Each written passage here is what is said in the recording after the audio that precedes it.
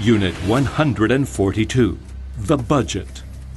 Well, Brian, I've called you in because this year I'd like to have next year's budget as early as possible. I haven't committed myself to the board yet, but I intend to present it at the meeting of November 6. In that case, let's get to work now. We have 1 month and a half left, and I'd prefer to have time to look up all the details and to prepare everything carefully. We'll deal with the most important topics now, so you'll be able to start working in depth. Okay. I'll always be available in case you have any doubts. And whenever you want to organize the next meeting with me, let me know a day ahead. But just bear in mind that I have some business trips in view. Do you know the dates? Verony knows them better than me. Ask her. Well, let's start with the sales. What's your estimate for the coming fiscal year? I'm planning on a 20% increase for next year, thanks to our sales network. All the members of the team are convinced we're going to make it. We had some very optimistic meetings. Everybody's very positive. But we'll put down less than 20%, won't we? Yes, although it would be very impressive for the board if we announced a 20% increase. But we'd better be prudent and make the budget on the base of 15%. Much better. If you reach 15%, you'll have fulfilled what was planned, and it'll be a success. If you reach 20%, you'll be a genius. Let's see. Do we maintain 25% target for exportation and 75% for the domestic market?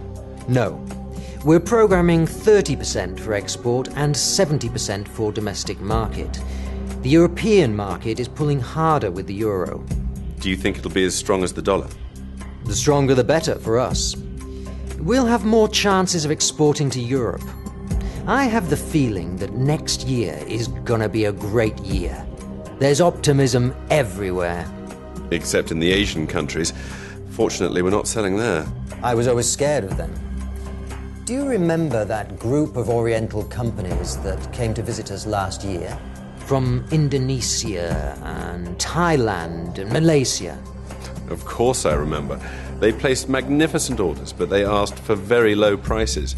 You did well not putting the prices down. Now we'd probably have problems getting paid.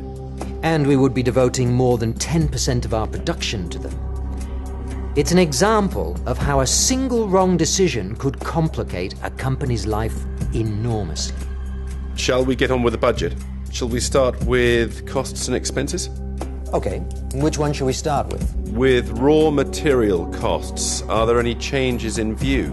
Do you want to say anything about it, or shall I deal with it? You know better than me about the cost increases during this year.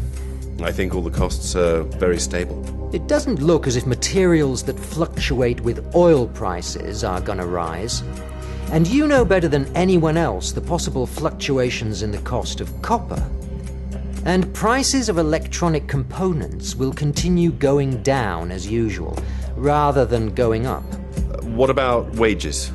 They'll rise according to the increase in the cost of living, which is very low. Will there be exceptions? Yes, there'll be special cases which each department manager is going to tell you about. But when you have them all ready, please look through them again with our personnel department manager. Don't worry. I once forgot about Walter and he was annoyed with me for 2 months. It won't happen again. What about general expenses? Well, you should look through your notes for possible variations regarding general expenses one by one. I'll see to it. I'll look through it carefully. It's a very important item within the overall budget. Yeah, it's almost 10% of our turnover.